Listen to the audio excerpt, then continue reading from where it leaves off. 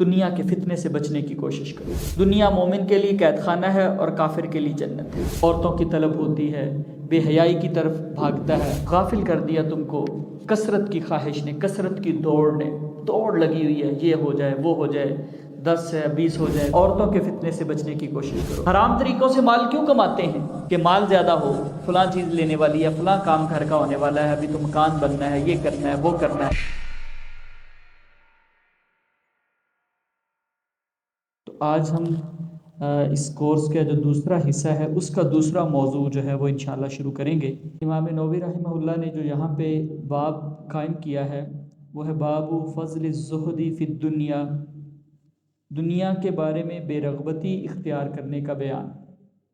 زہد کہتے ہیں کہ انسان کی توجہ کم ہو، اس چیز کی پرواہ نہ کرے انسان،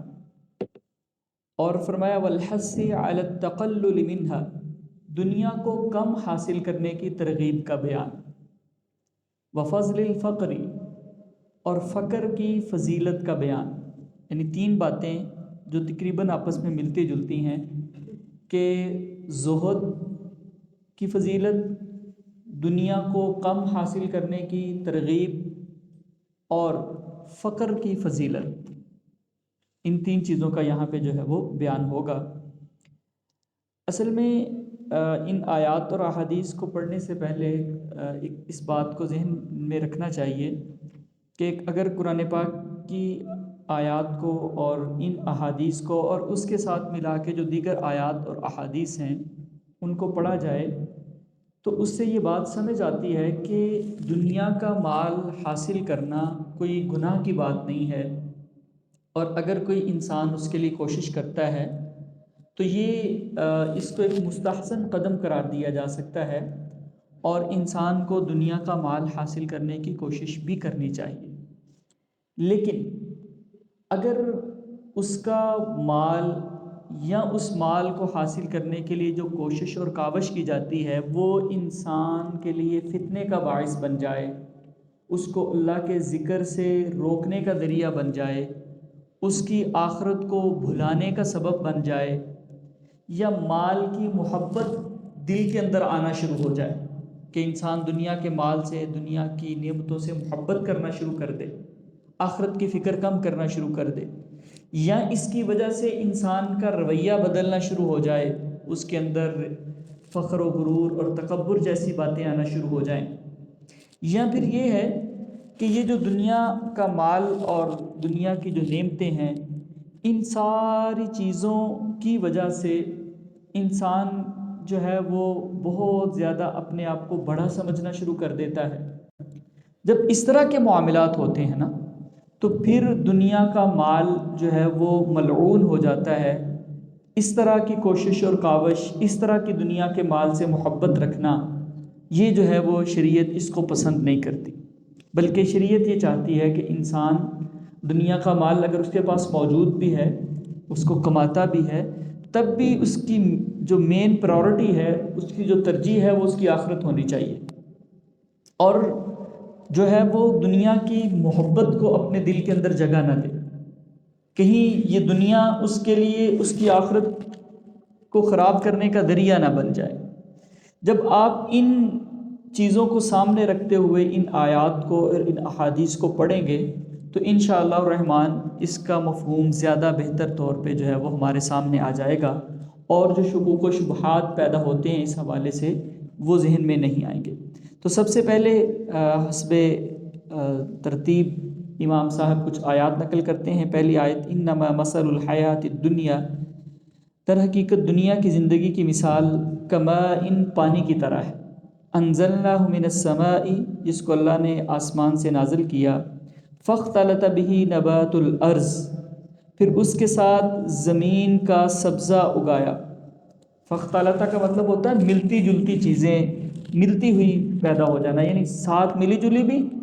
اور اس کا مطلب یہ ہے کہ ایک دوسرے کے ساتھ شکل و صورت میں، شباہت میں ملتی جلتی۔ مما یاکل الناس والانعام، جن سے انسان اور چوپائے کھاتے ہیں، یعنی زمین سے جو نباتات نکلتی ہیں وہ انسان کی خوراک کا بھی ذریعہ ہے اور جانوروں کی خوراک بھی اس سے ملتی ہے۔ حتی اذا اخذت الارض زخرفها، جب زمین نے اپنی رونق کو حاصل کر لیا، وزینت اور خوبصورت ہو گئی، یعنی وہ جو کھیتی اور نباتات زمین سے نکلتی ہیں اس کی وجہ سے زمین پہ رونق آ گئی اور زمین خوبصورت لگنا شروع ہو گئی۔ وظن اہلها انہم قادرون علیہا، اور اس کے رہنے والے جو تھے، زمین پہ رہنے والے یا اس کے قرب و جوار میں کھیتی کے رہنے والے، ان کو یہ یقین ہو گیا کہ اب ہم اس پہ قدرت حاصل کرنے والے، یعنی اب ہم اس کو توڑ لیں گے، اپنے استعمال میں لے آئیں گے۔ اتاہا امرنا لیلا او نہارا، آیا اس پہ ہمارا حکم رات کو یا دن کو، فجعلناها حصیدا،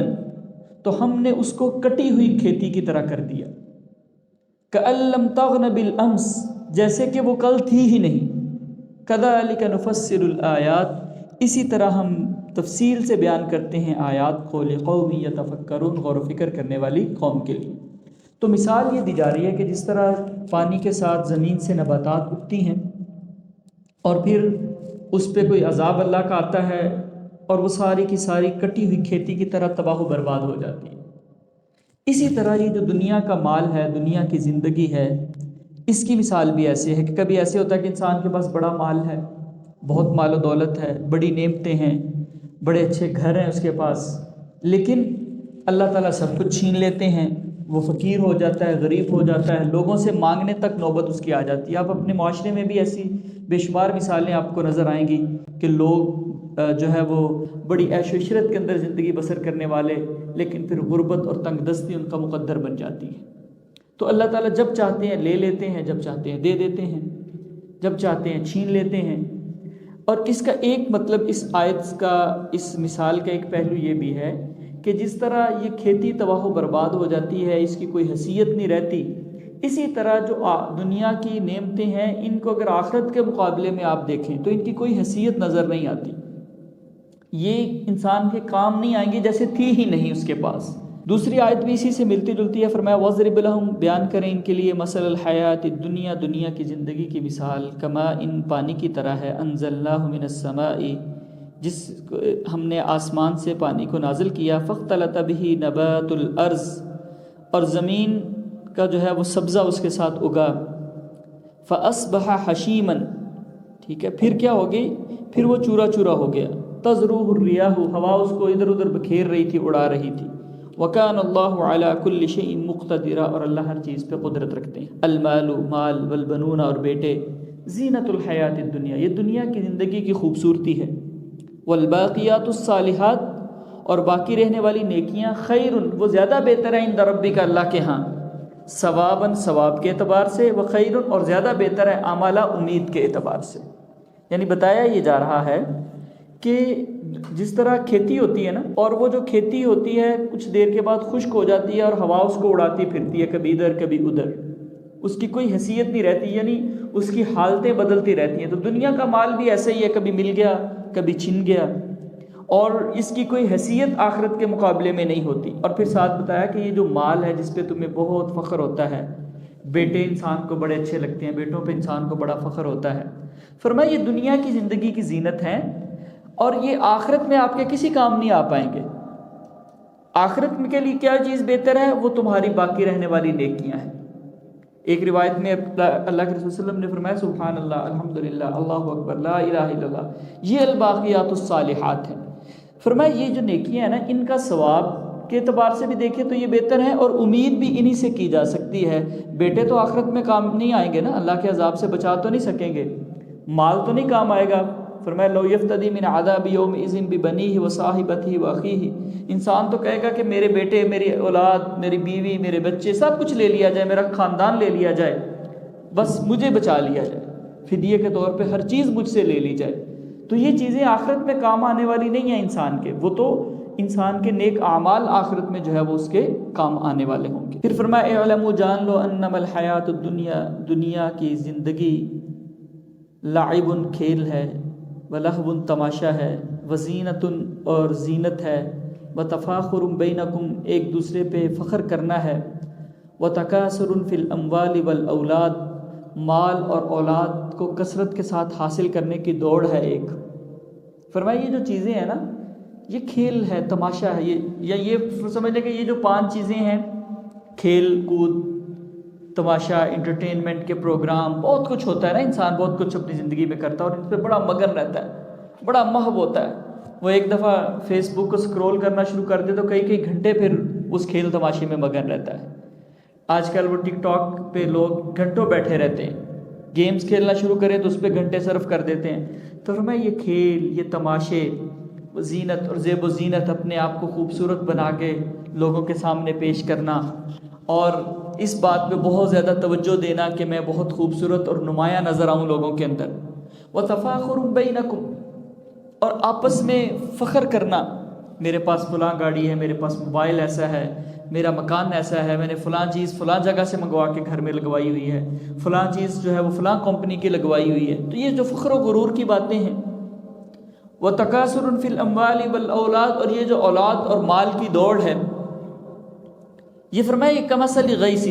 یہ بارش کی طرح ہے، اعجب الکفار نباتہ،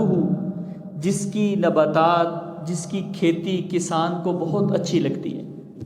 جب کسان کی فصل لہلہاتی ہے نا تو بڑا اس کو فخر محسوس ہوتا ہے اور وہ بڑا خوش ہوتا ہے۔ ثم یہیج، پھر وہ پورے زور پہ آتی ہے، خوب خوب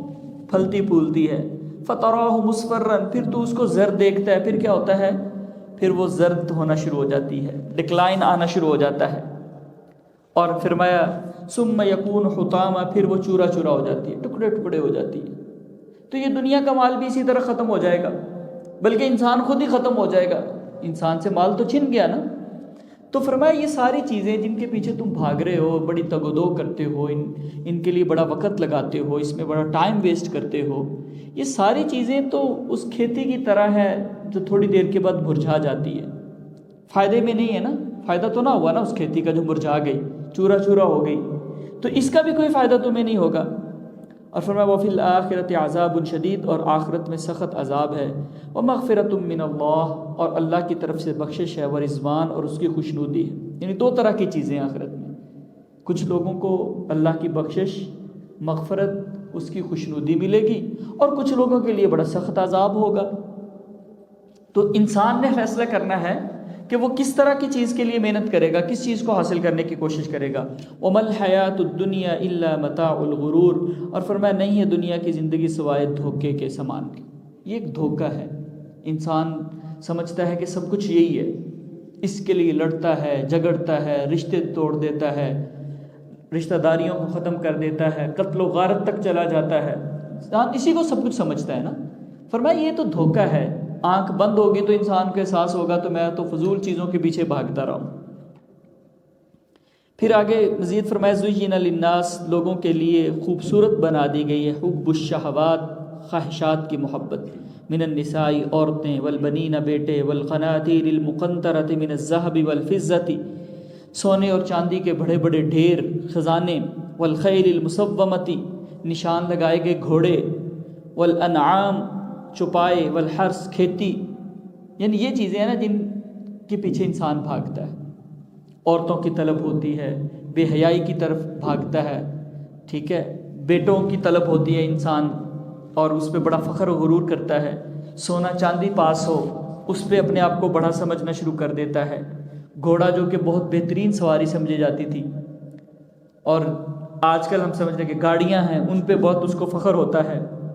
اسی طرح جانور میرے پاس اتنے ہیں،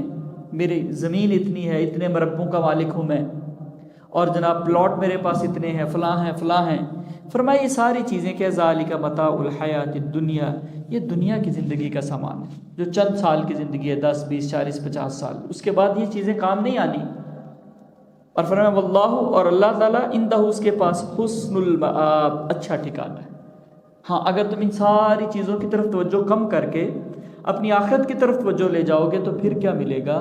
وہ بہترین ٹھکانہ اللہ کے پاس جو ہے وہ تمہیں مل جائے گا۔ یا ایھا الناس، اے لوگو، ان وعد اللہ حق، بے شک اللہ کا وعدہ سچا ہے، جو اللہ نے کہا نا کہ تم نے مرنا ہے، یہ سچی بات ہے۔ مرنے کے بعد جو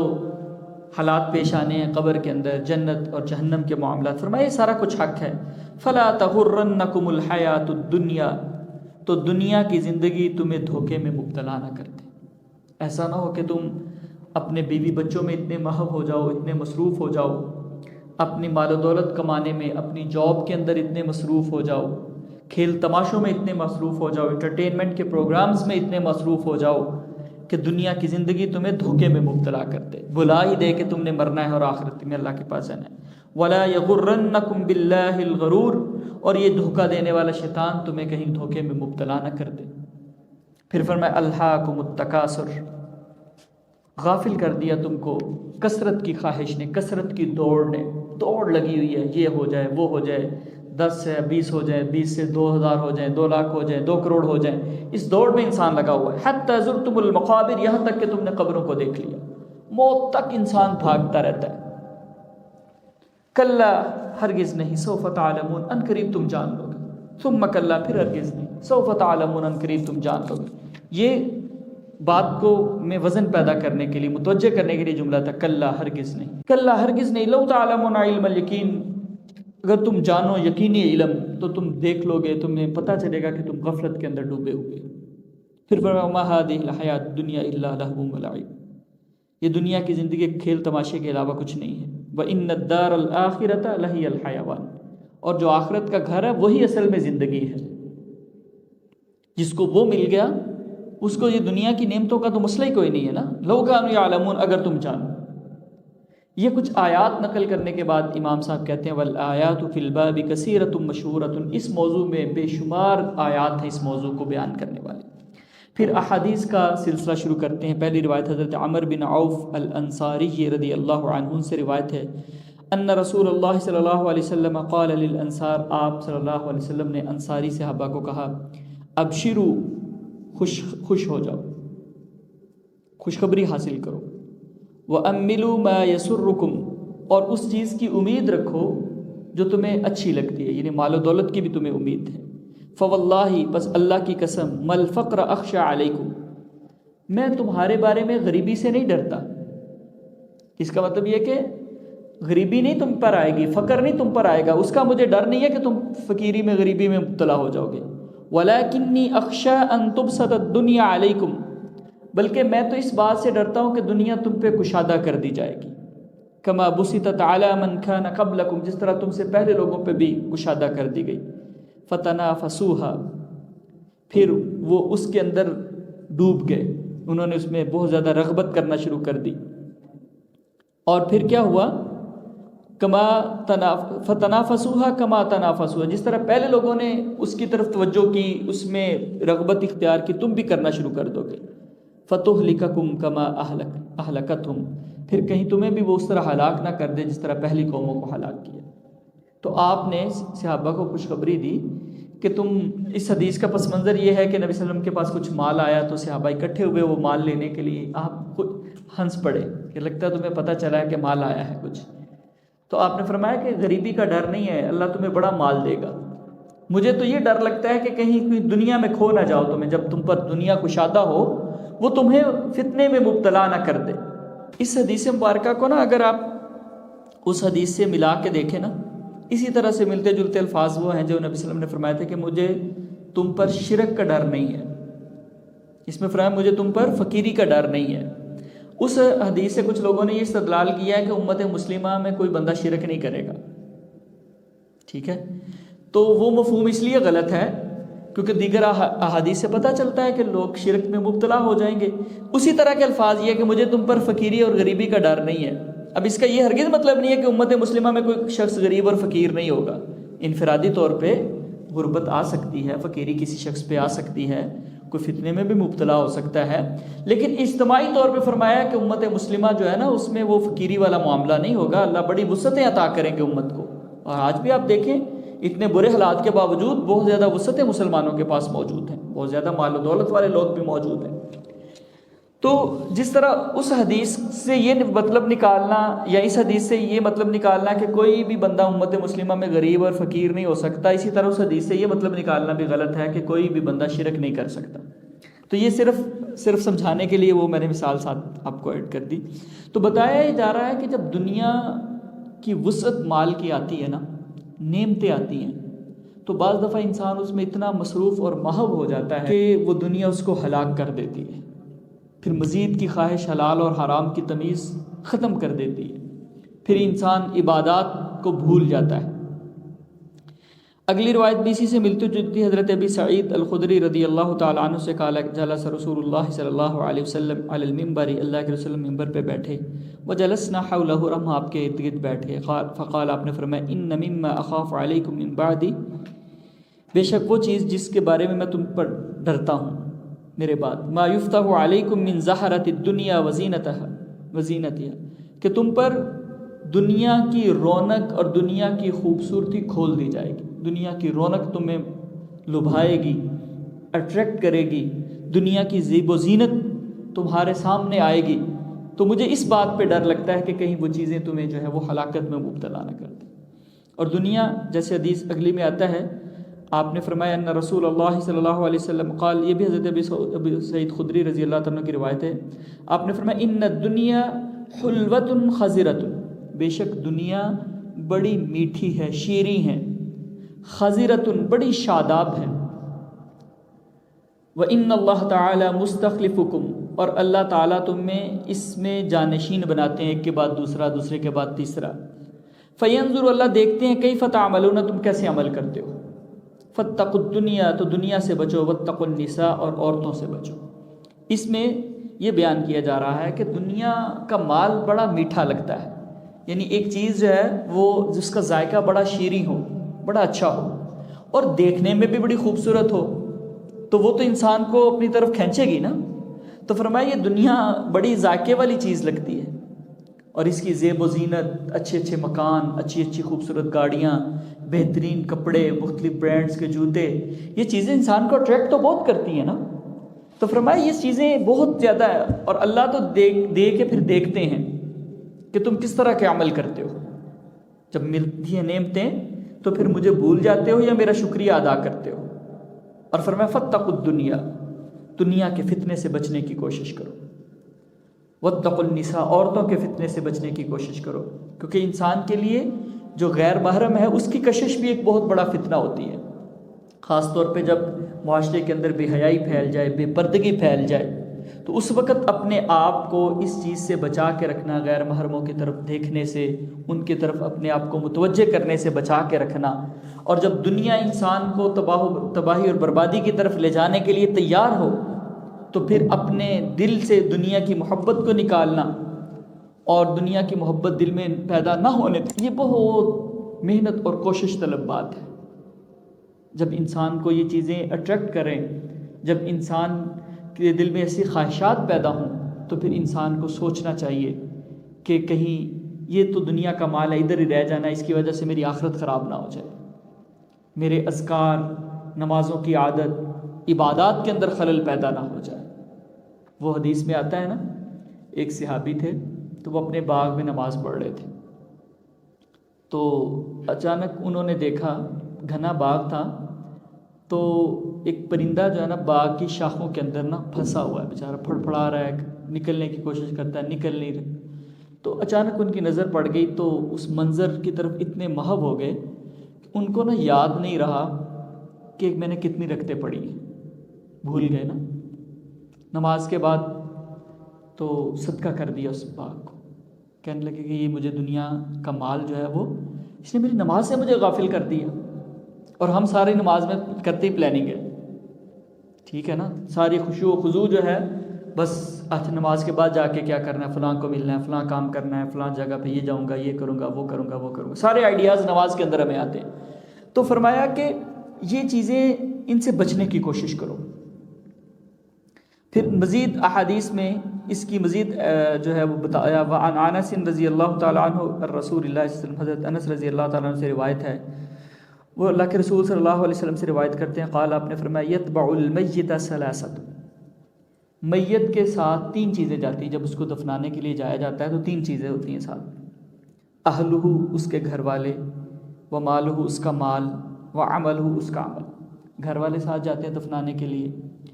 مال بعض دفعہ غلاموں کی شکل میں ہوتا ہے، وہ بھی ساتھ چلے جاتے ہیں، یا جو اس نے کفن پہنا ہوتا ہے، ٹھیک ہے، یا مزید جو ہے نا اس کے اگر کوئی مال و دولت ہے تو یوں سمجھ لے کہ وہ بھی اس وقت تک اس کے ساتھ ہے، اور اس کا عمل بھی اس کے ساتھ جاتا ہے۔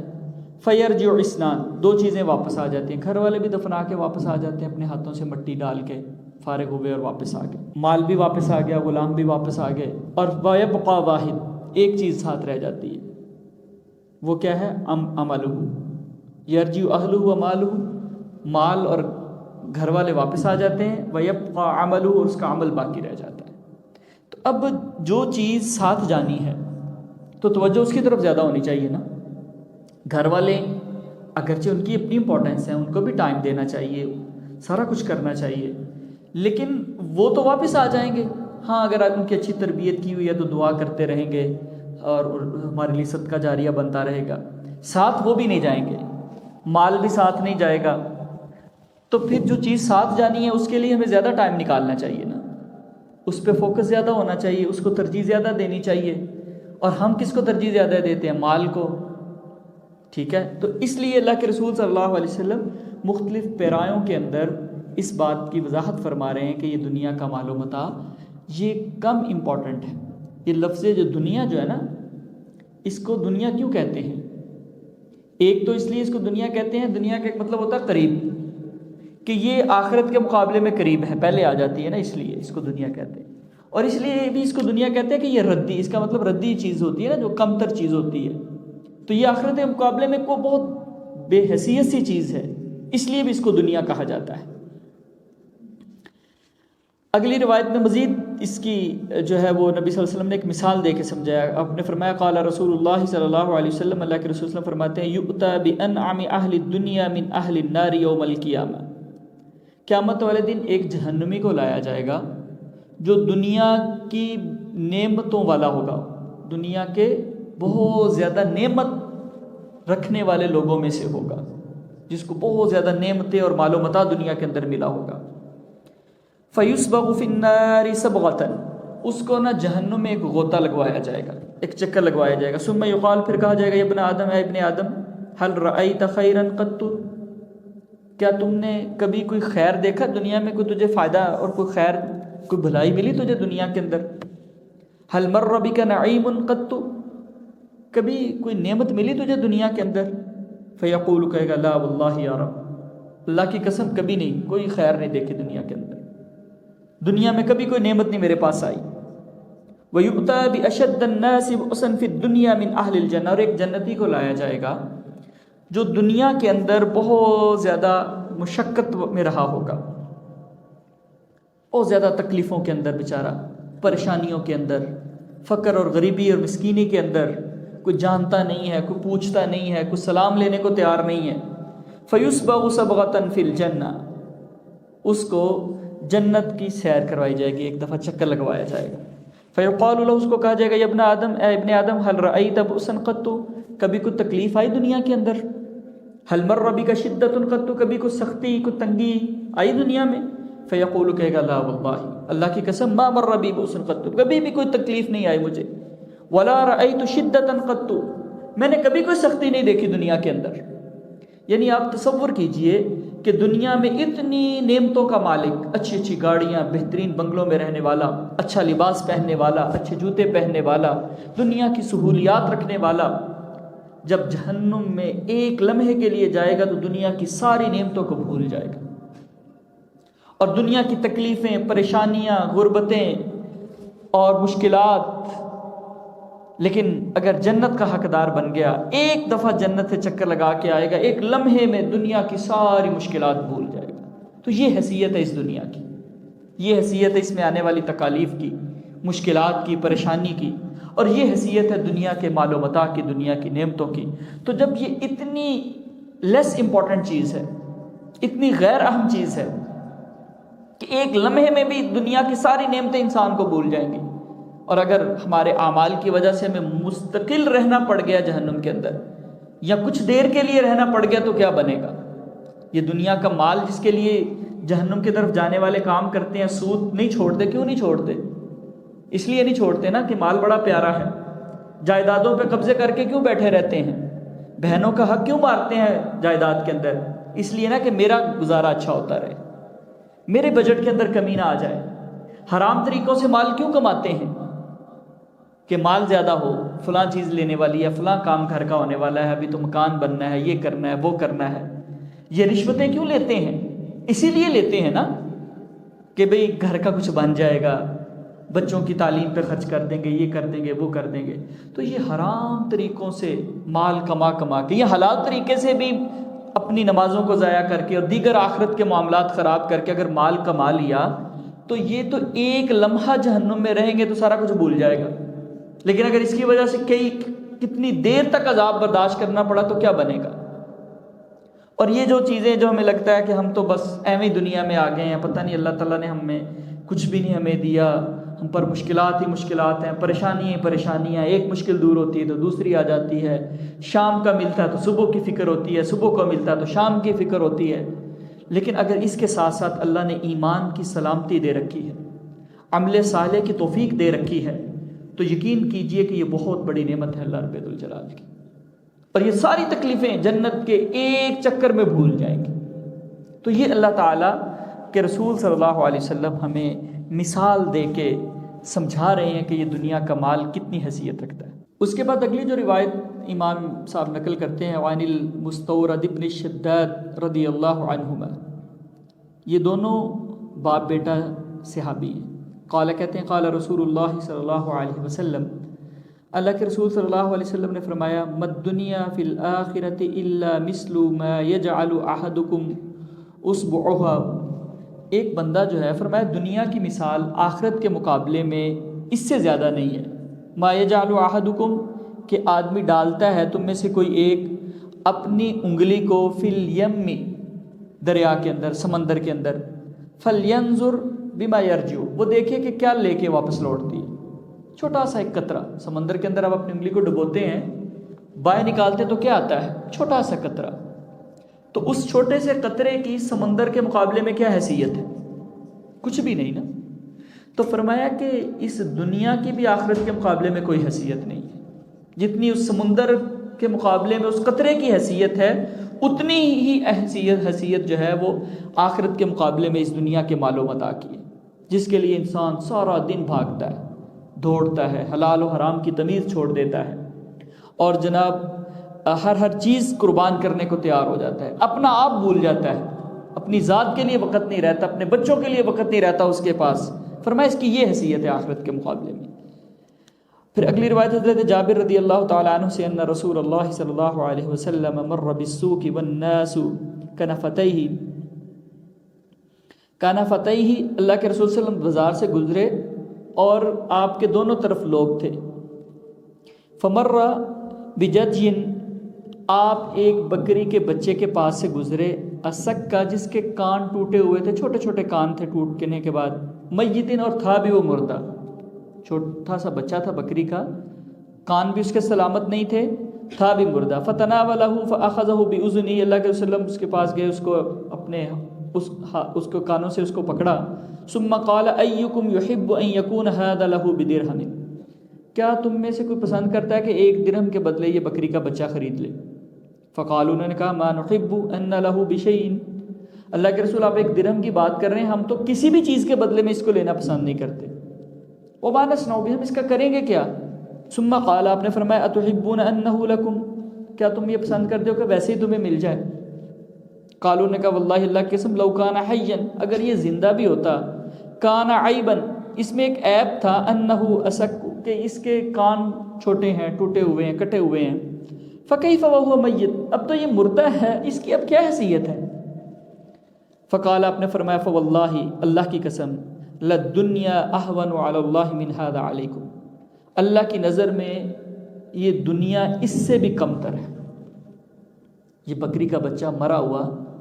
کوئی اس کو مفت میں لینے کو تیار نہیں ہے، اور تم کہتے ہو ہم اس کا کیا کریں گے؟ یہ تو زندہ بھی ہوتا تو عیب دار تھا. تو فرمایا اللہ کے ہاں جس طرح تمہاری نظروں میں اس مردار کی کوئی حیثیت نہیں ہے، اس بچے کی کوئی حیثیت نہیں ہے، تو اللہ کی نظروں میں بھی اس دنیا کے مال کی کوئی حیثیت نہیں ہے. اس سے ملتی جلتی ایک چیز آپ نے یہ بھی فرمائی ایک روایت میں، اگر دنیا کے مال، جتنا دنیا کے اندر مال و دولت ہے، اس کی حیثیت اللہ کے ہم مچھر کے ایک پر جتنی بھی ہوتی نا، تو اللہ تعالیٰ کسی کافر کو دنیا نہ دیتے. یعنی بعض دفعہ انسان کے ذہن میں آتا ہے نا کہ اللہ کے نافرمان اتنی عیش و عشرت میں، اللہ کا انکار کرنے والے اتنی زیادہ اچھی لگژریس لائف گزار رہے ہیں، ان کے پاس مال بہت ہے، دولت بہت ہے، کہیں وہ صحیح تو نہیں ہے؟ یعنی ہم بعض دفعہ اسی کو پیمانہ بنا لیتے ہیں۔ تو اللہ کے رسول اللہ فرما رہے ہیں کہ یہ دنیا کا مال تو اللہ کے نزدیک حیثیت ہی کوئی نہیں رکھتا۔ اگر یہ کوئی خیر کی چیز ہوتی، کوئی بہت حیثیت اور اہمیت والی چیز ہوتی نا اللہ کے ہاں، تو اللہ تعالیٰ صرف مومنوں کو ہی دیتا، پھر کافروں کو نہ دیتے۔ اللہ نے کافروں کو بھی دی ہوئی ہے، جس کا مطلب اللہ کے نزدیک اس دنیا کے مال و متاع کی، اس کی نعمتوں کی کوئی ویٹیج اور حیثیت نہیں ہے، اس کی بنیاد پہ کوئی اچھا اور برا اللہ کے ہاں نہیں ہے۔ ہاں اس کے اگر کسی کے پاس ہو اور وہ اللہ کی رضا کے لیے اس کو خرچ کرے تو وہ ایک الگ معاملہ ہے، بذات خود اس دنیا کے مال کی کوئی حیثیت اللہ کے ہاں نہیں۔ وعن ابی ہریرہ، یہ ابی ہریرہ رضی اللہ تعالیٰ عنہ سے روایت ہے، الرسول اللہ صلی اللہ علیہ وسلم، اللہ کے رسول صلی اللہ علیہ وسلم سے روایت کرتے ہیں، قال، آپ نے فرمایا، لو کان لی مثل احد ذهبا، اگر میرے پاس احد پہاڑ جتنا سونا ہو، لسرنی اللہ تمر علی ثلاث لیال وعندی من شیء، مجھے یہ بات پسند ہے کہ 3 راتیں بھی ایسی نہ گزریں کہ میرے پاس ان میں سے کچھ مال پڑا ہوا، یعنی میرے پاس احد پہاڑ جتنا سونا بھی ہو نا، تو مجھے یہ پسند ہے کہ میں 3 دن سے پہلے اس کو خرچ کر دوں۔ الا شیء ارصدہ لدین، ہاں اگر کوئی چیز میں اپنے قرض کی ادائیگی کے لیے رکھ لوں تو وہ ایک الگ بات ہے۔ تو اس حدیث مبارکہ میں ایک تو قرض کی ادائیگی کی اہمیت کا پتہ چلتا ہے کہ اگر آپ نے کسی کا قرض دینا ہے تو آپ پہلے قرض دینے کی طرف توجہ کریں، ٹھیک ہے؟ یہ سب سے زیادہ ضروری اور امپورٹنٹ چیز ہے۔ اس لیے آپ نے فرمایا کہ ہاں قرض کی ادائیگی کے لیے اگر میں نے کچھ رکھنا ہو تو پھر میں رکھ لوں۔ اس کا ایک مطلب یہ بھی ہو سکتا ہے کہ میں نے کسی کو قرض دینے کے لیے کہ چلو یہ بھی ایک ثواب کا کام ہے، لیکن پہلے والا مفہوم زیادہ بہتر ہے اور اس کو زیادہ شارحین نے بیان فرمایا ہے۔ اور دوسری بات جو ہمارے موضوع سے متعلقہ ہے وہ یہ ہے کہ اللہ کے رسول صلی اللہ علیہ وسلم کی نظر میں بھی اس دنیا کے مال کی کوئی حیثیت نہیں تھی۔ آپ فرماتے ہیں کہ وہ پہاڑ جتنا سونا بھی آ جائے نا تو میں 3 دن سے پہلے خرچ کر دوں لوگوں کو۔ ایک روایت میں آتا ہے کہ میں تو چاہوں گا کہ میں لوگوں کو آرڈر کروں، یہ اس کو دے دو، اس کو دے دو، اس کو دے دو، اس کو دے دو، اس طرح دائیں بائیں آگے پیچھے۔ اسی سے ملتی جلتی ایک روایت ہے کہ پیغمبر علیہ السلام نے فرمایا کہ جو زیادہ کثرت کے ساتھ مال ہے نا جن کے پاس، وہ آخرت میں کم عمل والے ہوں گے، ہاں مگر وہ شخص جو اس کو خرچ کرنے کا آرڈر کرتا رہتا ہے، دن رات خرچ کرتا ہے، دائیں بائیں خرچ کرتا ہے، لوگوں کے بارے میں کہتا ہے یار اس کو بھی دے دو، اس کو بھی دے دو، اس کو بھی دے دو۔ تو یہ بہرحال اللہ کے رسول صلی اللہ علیہ وسلم نے اپنا نقطہ نظر بیان کیا، لوگوں کو سمجھایا کہ یہ دنیا کا مال کوئی حیثیت نہیں رکھتا، اگر آ بھی جائے نا تو اس کو اللہ کے راستے میں خرچ کیا کرو۔ اگلی روایت بھی حضرت ابو ہریرہ رضی اللہ تعالیٰ عنہ سے قال، کہتے ہیں قال رسول اللہ صلی اللہ علیہ وسلم، اللہ کے رسول صلی اللہ علیہ وسلم نے فرمایا، انظروا الی من هو اسفل منکم، اس کی طرف دیکھو جو تم سے نیچے ہے، جس کے پاس گھر تم سے تھوڑا سا چھوٹا ہے، کم حیثیت والا ہے، جس کی گاڑی تم سے چھوٹی ہے، کم مالیت والی ہے، جس کے کپڑے، جس کے پاس کھانے پینے کی اشیاء تم سے کم ہیں۔ ولا تنظروا الی من هو فوقکم، اس کو نہ دیکھو جو تم سے اوپر ہے۔ فهو اجدر، اگر تم یہ رویہ اختیار کرو گے تو یہ زیادہ قریب ہے اللہ تزدروا نعمت اللہ علیکم، کہ تم اللہ کی نعمتوں کی ناقدری نہ کرو۔ یعنی بتایا یہ جا رہا ہے کہ اگر تم اپنے سے اوپر ہی دیکھو گے، ہر وقت یہ دیکھو گے فلاں کے پاس مجھ سے زیادہ پیسے ہیں، فلاں مجھ سے اچھے کپڑے پہنتا ہے، فلاں کی گاڑی مجھ سے اچھی ہے، فلاں کا گھر مجھ سے اچھا ہے، فلاں کا بزنس مجھ سے زیادہ اچھا ہو گیا ہے، تو پھر کیا ہوگا؟ تمہارے دل میں ناشکری پیدا ہونا شروع ہو جائے گی۔ تم اپنے آپ کو سمجھو گے کہ مجھے تو کچھ بھی نہیں ملا ہوا، حالانکہ اگر تم دیکھو تو تم بھی دنیا کے کروڑوں انسانوں سے بہتر ہو۔ 2 وقت کا کھانا ہی اگر کسی کو مل جائے تو وہ سمجھے کہ وہ دنیا کے کروڑوں انسانوں سے بہتر ہے۔ دنیا کے کروڑوں انسان ایسے ہیں جن کو 2 وقت کا کھانا نہیں ملتا۔ اگر آپ کو پانی پینے کا صاف میسر ہے تو آپ دنیا کے اربوں انسانوں سے بہتر ہیں۔ تو یہ تو بڑی بڑی نعمتیں ہیں نا،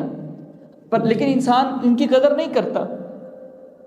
انسان بس اپنے سے اوپر دیکھتا ہے کہ مجھ سے زیادہ والے کون سے ہیں۔ تو جب انسان زیادہ کی طرف دیکھتا ہے تو پھر اس میں ناشکری پیدا ہوتی ہے، جب اپنے سے نیچے کی طرف دیکھتا ہے تو اس کے دل میں شکر پیدا ہوتا ہے، یا اللہ تیرا شکر ہے تو نے مجھے کتنے انسانوں سے اچھا رکھا ہوا ہے۔ اگلی روایت بھی حضرت ابو ہریرہ رضی اللہ تعالیٰ عنہ سے، وہ نبی صلی اللہ علیہ وسلم سے روایت کرتے ہیں، قائل آپ نے فرمایا، تعیس عبد الدینار والدرہم والقطیفۃ والخمیسۃ، جو درہم و دینار کا بندہ ہے، جو چادروں کا بندہ ہے، وہ ہلاک ہو گیا۔ دینار اور درہم تو یہ کرنسی ہے، قطیفہ جو ہے وہ شال وغیرہ کو کہتے ہیں جو اوپر لی جاتی ہے، اور خمیسہ جو ہے وہ ڈبل والی ہوتی ہے۔ ان اعطیہ رضیہ، اگر اس کو دیا جائے تو خوش ہوتا ہے، وَإِن لَّمْ يُعْطَ لَمْ يَرْضَ، اگر نہ دیا جائے تو پھر راضی نہیں ہوتا۔ یعنی جس کے دل میں دنیا کی محبت اتنی ہے نا کہ جب اس کو دنیا ملتی ہے تو خوش ہوتا ہے، جب نہیں ملتی تو پھر خوش نہیں ہوتا، اللہ کے معاملے میں بھی اور لوگوں کے معاملے میں بھی۔ تو جو اتنا لالچ رکھتا ہے نا، دنیا سے اتنی محبت رکھتا ہے، درہم و دینار کی محبت، کپڑوں کی محبت، تو فرمایا کہ وہ بندہ ہلاک ہو گیا، کیونکہ یہ چیزیں انسان کو ہلاکت کی طرف لے جاتی ہیں، انسان کو پھر گناہ پہ آمادہ کرتی ہے، انسان چوری کی طرف جاتا ہے، حرام کھانے کی طرف جاتا ہے، لوگوں کا حق چھیننے کی طرف جاتا ہے، جب دنیا کی محبت جو ہے وہ بیٹھ جائے دل کے اندر۔ پھر اس کو سود کے بارے میں جا کے بتائیں کہ یہ سود ہے، وہ مانتا ہی نہیں ہے، کہتا ہے نہیں مجھے اس میں بہتری نظر آتی ہے، تمہارا تو کام ہی یہ ہے کہ بس تم حلال حرام کے فتوے دیتے رہتے ہو۔ تو یہ فرمایا کہ جو بندہ دنیا کی محبت رکھتا ہے وہ ہلاک ہو جائے گا۔ اور اگلی روایت بھی انہی سے ہے، فرمایا الدنیا سجن المؤمن وجنت الکافر، دنیا مومن کے لیے قید خانہ ہے اور کافر کے لیے جنت ہے۔ مومن کے لیے قید ہے اس میں نا، آپ نے یہ بھی نہیں کھانا، وہ بھی نہیں کھانا، اس طریقے سے نہیں کمانا، اس طریقے سے نہیں کمانا، ٹھیک ہے، آپ نے دھوکے کے ساتھ مال نہیں بیچنا،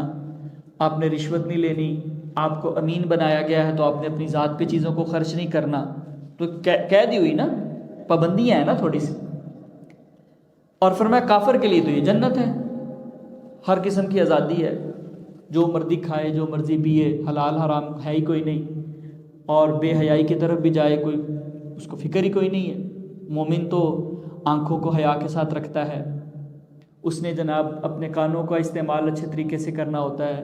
زبان پہ لفظ لانے سے پہلے سوچنا ہوتا ہے۔ تو مومن کے لیے تو یہ قید خانے کی کیفیت ہے،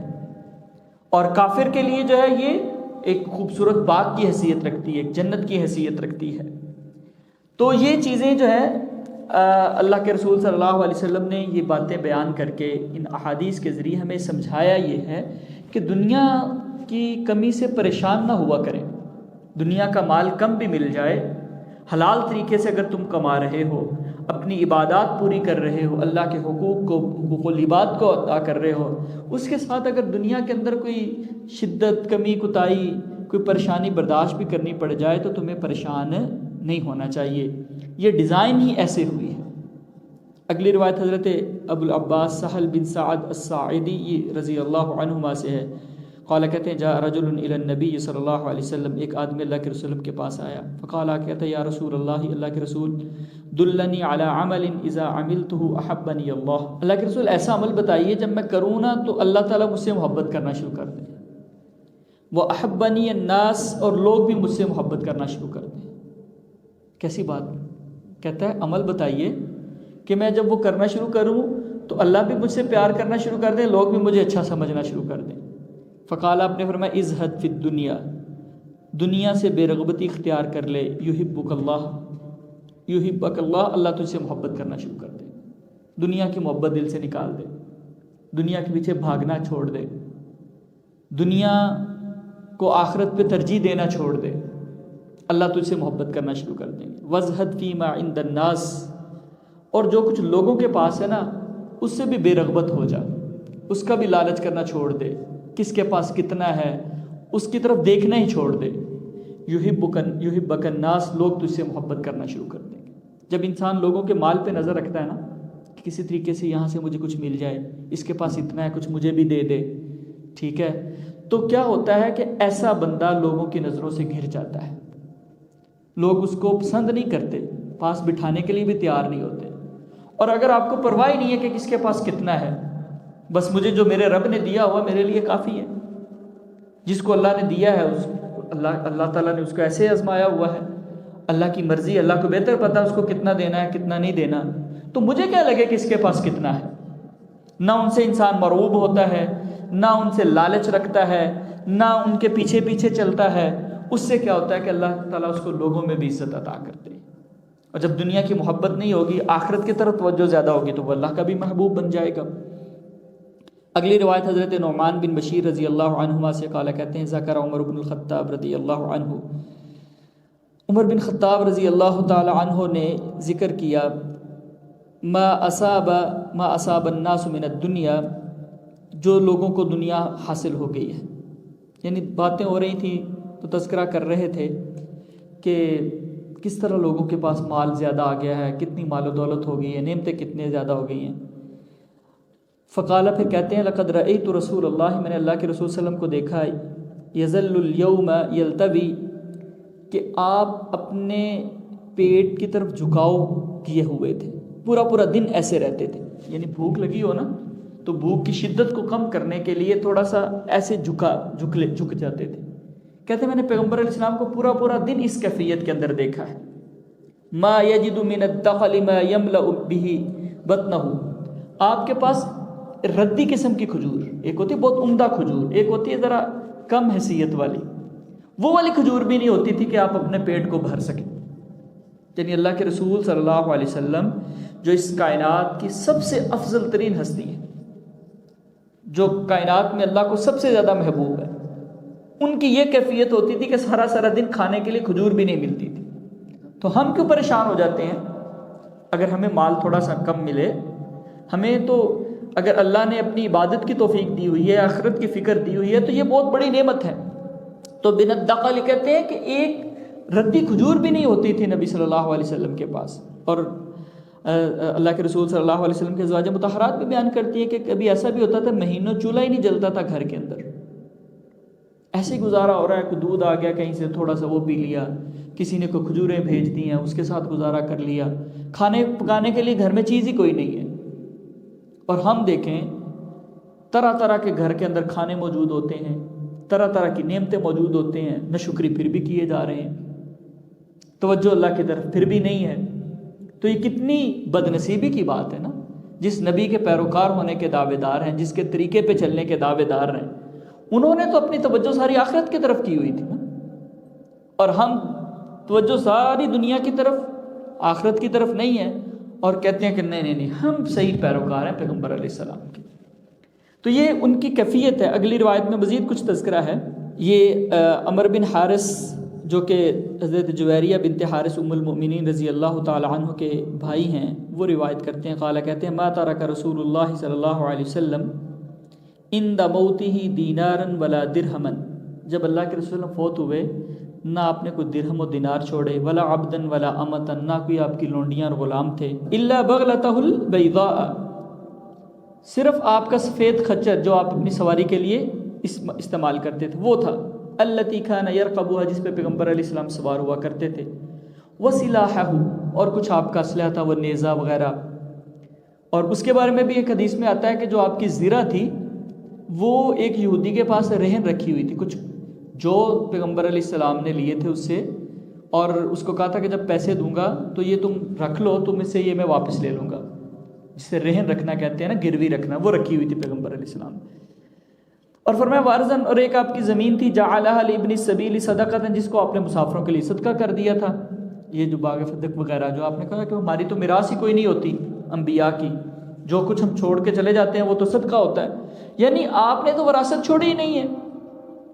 دنیا میں سے گئے اس انداز میں کہ کوئی مال و متاع پاس تھا ہی نہیں، جمع ہی نہیں کیا. تو یہ پیغمبر علیہ السلام کی توجہ ہی نہیں تھی دنیا کے مال و متاع کی طرف. اگر آتا بھی تو کھڑے کھڑے لوٹا دیتے، تقسیم کر دیتے، پاس کچھ رکھتے ہی نہ. تو یہ اللہ کے رسول صلی اللہ علیہ وسلم نے صرف اپنی باتوں کے ذریعے نہیں، اپنے اقوال کے ذریعے نہیں، اپنے عمل کے ذریعے بھی یہ دکھایا ہے کہ یہ دنیا کوئی حیثیت نہیں رکھتی. اس کے پیچھے اتنا نہ بھاگنا، اس کی خاطر آخرت نہ خراب کرنا، اس کی خاطر رشتہ داریاں نہ خراب کرنا، یہ دنیا حاصل کرنے کے لیے حرام کھانے، حرام ذرائع نہ اختیار کر لینا، یہ کوئی حیثیت نہیں رکھتی. اگر اس کی کوئی حیثیت ہوتی نا تو اللہ کے رسول صلی اللہ علیہ وسلم تو بہت زیادہ مال و متاع اکٹھا کر سکتے تھے نا. خزانے آتے ہی آپ کے پاس تھے، تقسیم ہی آپ کرتے تھے، لوگوں کو ہزاروں بکریاں، ہزاروں جانور ایک ایک وقت میں اللہ کے رسول صلی اللہ علیہ وسلم ہبا کر دیتے تھے، عطا کر دیتے، جاؤ یا تم لے جاؤ، یہ تم لے جاؤ، یہ تم لے جاؤ، اور پاس کچھ بھی نہیں. تو یہ اللہ کے رسول صلی اللہ علیہ وسلم کی عملی زندگی، آپ نے اپنے عمل کے ذریعے جو ہے وہ دنیا سے بے رغبتی اختیار کر کے دکھایا ہے. اگلی روایت حضرت ابو ہریرہ رضی اللہ تعالی عنہ سے قال، کہتے ہیں سمعت رسول اللہ صلی اللہ علیہ وسلم، میں نے اللہ کے رسول صلی اللہ علیہ وسلم سے سنا، یقول، آپ فرماتے، الا خبردار، ان الدنیا ملعونۃ، بے شک دنیا ملعون ہے، لعنت کی گئی ہے، ملعون ما فیہا، اس میں جو کچھ بھی ہے وہ ملعون ہے، الا ذکر اللہ تعالی، سوائے اللہ کے ذکر کے، وما والاہ، اور جو اس کے متعلقہ ہو، اللہ کے ذکر سے یا اللہ سے متعلقہ جو چیز ہو، وعالماً، یا عالم ہو، ومتعلماً، یا دین کا علم سیکھنے والا۔ بس فرمایا 4 چیزیں دنیا میں ہیں جو کوئی حیثیت رکھتی ہیں، باقی دنیا کی ساری چیزیں ملعون ہیں۔ اللہ کا ذکر یا اللہ کی طرف لے کے جانے والی چیزیں، وہ چاہے انسان کا مال بھی ہو، اگر وہ انسان خرچ کر کے اللہ کے قریب ہوتا ہے تو وہ بھی اس کے اندر شامل ہے۔ تو جو چیز اللہ سے متعلقہ، اللہ کی طرف لے کے جانے والی ہے، وہ عبادات، تعلقات، رشتے، سارا کچھ، یا یہ کہ انسان کو اللہ نے دین کا علم دیا، یہ یہاں پہ علماء کی فضیلت بھی ہے۔ فرمایا ان کے علاوہ ہر چیز معلوم ہے۔ وہ متعلماً، یا وہ بندہ جو ابھی سیکھ رہا ہو، دین کا علم سیکھنے کے لیے وقت نکال رہا ہو۔ فرمایا ان 4 چیزوں کے علاوہ باقی دنیا کی کوئی حیثیت نہیں، ساری چیزیں ملعون ہیں، اور انہی کی طرف انسان کو توجہ کرنی چاہیے۔ اگلی روایت حضرت کعب بن عیاض رضی اللہ عنہ سے قال، کہتے ہیں سمعت رسول اللہ صلی اللہ علیہ وسلم یقول، اللہ کے رسول صلی اللہ علیہ وسلم کو میں نے سنا فرما رہے تھے، ان لکل امت فتنۃ، ہر امت کے لیے ایک فتنہ ہے، ایک آزمائش ہے جس سے اس کو آزمایا گیا۔ فتنۃ امتی المال، اور میری امت کا فتنہ المال ہے۔ میری امت کو سب سے زیادہ جس چیز کے ساتھ آزمایا جائے گا وہ کیا ہو گیا؟ وہ مال ہوگا۔ اس کا مطلب ہے کہ مال جو ہوتا ہے نا، وہ انسان کو برباد کر دیتا ہے۔ بعض دفعہ کبھی تو وہ اللہ کے راستے میں خرچ کر کے اللہ کے قرب کو حاصل کرنے کا ذریعہ بن جاتا ہے، غرباء پہ خرچ کرے، مساکین پہ، والدین کی خدمت کرے، رشتہ داروں پہ خرچ کرے، اور صدقہ و خیرات کرے، دین کے کاموں میں خرچ کرے، تو وہ مال اللہ کی قربت کا ذریعہ ہے۔ لیکن کبھی یہ مال جو ہے وہ دنیا کی محبت ایسی دل میں ڈال دیتا ہے، ایسی پھر دوڑ لگتی ہے زیادہ سے زیادہ کمانے کی، اس کو دگنا اور بڑھانے کی، کہ انسان اپنی آخرت کو بھول جاتا ہے، اپنی آخرت کو خراب کر بیٹھتا ہے۔ اگلی روایت حضرت عبداللہ بن شخیر جو ہے ان سے روایت ہے، شخیر ان کا نام ہے، عبداللہ بن شخیر رضی اللہ عنہ، انہ قال، وہ کہتے ہیں اتیت النبی صلی اللہ علیہ وسلم، میں نبی صلی اللہ علیہ وسلم کے پاس آیا، وہو یقرأ، اور آپ یہ سورت پڑھ رہے تھے، الہاکم التکاثر، تمہیں زیادہ کمانے کی دوڑ نے غافل کر دیا۔ یہ دوڑ ہے نا، سٹینڈرڈ کا ایک چکر ہوتا ہے، انسان سوچتا ہے اچھا اللہ نے مال دیا تو فلاں برانڈ کی چیز خریدوں گا، اللہ نے مال دیا تو فلاں گاڑی لے لوں گا، اللہ نے مال دیا تو گھر ایسا بناؤں گا۔ اچھا جب وہ مل جاتا ہے نا، پھر اس سے اگلے کا سوچتا ہے نہیں اب یہ ہونا چاہیے پاس۔ انسان، حدیث میں آتا ہے انسان کا پیٹ قبر کی مٹی کے علاوہ کوئی چیز نہیں بھر سکتی، اس کو پوری ایک سونے کی وادی دے دی جائے نا، پوری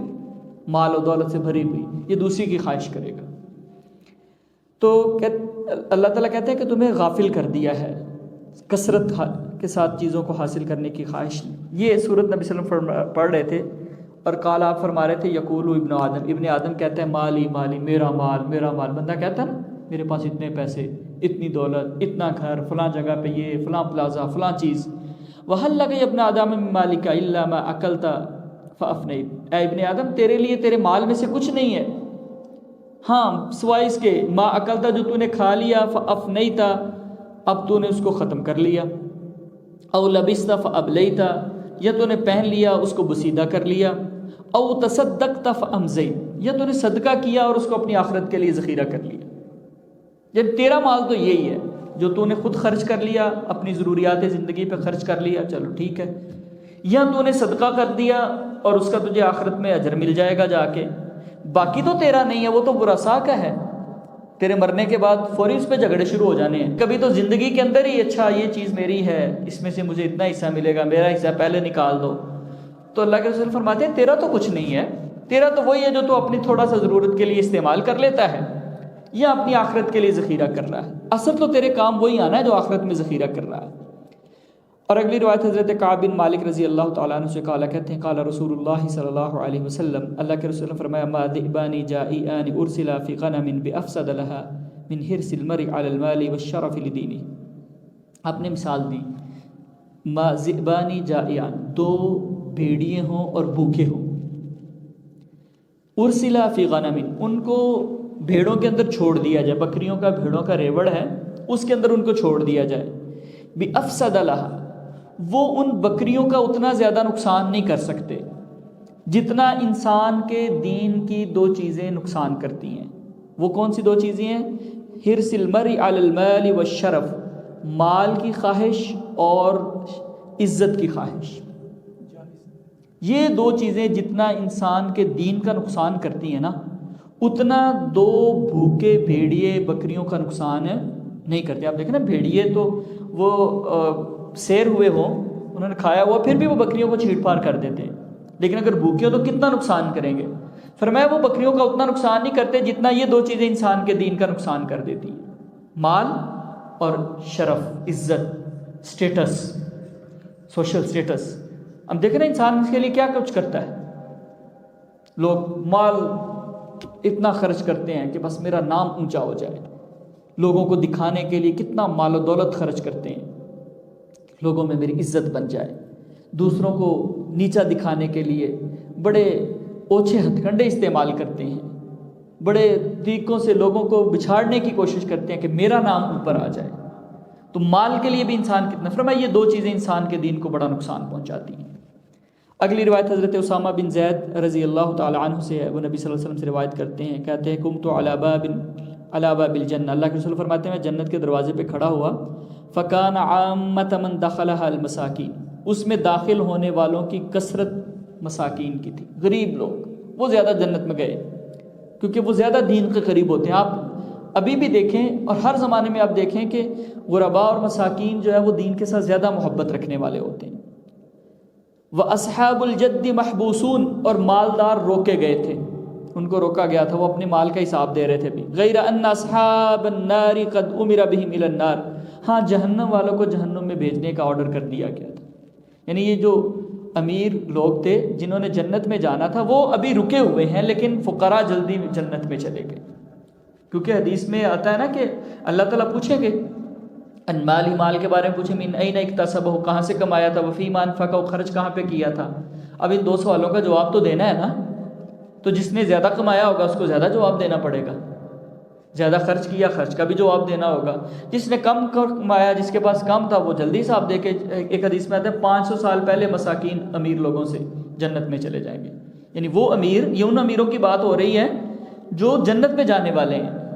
جو اپنے مال کو صدقہ و خیرات میں بھی خرچ کرتے ہیں اور نیکیاں بھی اس کے ساتھ کماتے ہیں، حرام بھی نہیں کماتے، حلال طریقے سے کماتے ہیں. لیکن فرمایا پھر بھی وہ لوگ ان سے پہلے جنت میں چلے جائیں گے. اور فرمایا کہ جنت میں نے کثرت کے ساتھ ان لوگوں کو دیکھا، کیونکہ اکثر ایسا ہوتا ہے کہ جب مال آتا ہے تو انسان غافل ہو جاتا ہے، پھر وہ جو ہے وہ حلال حرام کی تمیز چھوڑ بیٹھتا ہے، کبھی کبھی تو پھر وہ تکبر کرتے ہوئے دین سے بھی نکل جاتا ہے. اور آخری روایت اس باب کی حضرت ابو ہریرہ رضی اللہ تعالی عنہ سے، وہ نبی صلی اللہ علیہ وسلم سے روایت کرتے ہیں، قال، آپ نے فرمایا، اصدق کلمۃ قالها شاعر کلمۃ لبید، شاعروں میں سے جو سب سے بہترین بات کسی شاعر نے کہی ہے نا، وہ لبید شاعر کا یہ کلمہ ہے، الا کل شیء ما خلا اللہ باطل،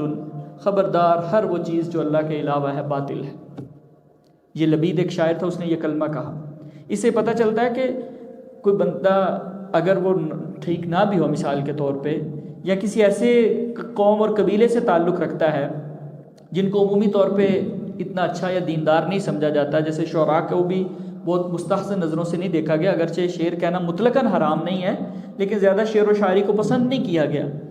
لیکن اگر وہ بھی کوئی اچھی بات کہیں تو اس کو کوٹ کیا جا سکتا ہے. تو اللہ کے رسول صلی اللہ علیہ وسلم نے کوٹ کیا لبید شاعر کی بات کہ اللہ کے علاوہ ہر چیز باطل ہے، ہر چیز فنا ہونے والی ہے، ختم ہونے والی ہے، تو اسی کی طرف توجہ ہونی چاہیے، اللہ ہی کو خوش کرنے کی کوشش کرنی چاہیے. باقی چیزیں رہ بھی جائیں گی تو گزارا ہو جائے گا. تو بہرحال ان ساری احادیث کا خلاصہ یہ ہے کہ انسان دنیا کا مال اپنی ضرورت کے مطابق حاصل تو کرے، لیکن دنیا کی محبت اپنے دل میں نہ آنے دے. اس کے ہاتھ میں دنیا ہو، اس کے دل کے اندر نہ دنیا ہو. دنیا جو ہے اس کو آخرت سے غافل نہ کرے، اللہ کے ذکر سے غافل نہ کرے، حرام طریقے سے دنیا کمانے کی کوشش نہ کرے. اللہ تعالیٰ سے دعا ہے کہ اللہ تعالیٰ ہم سب کو عمل کی توفیق نصیب فرمائے. وما علیہ الا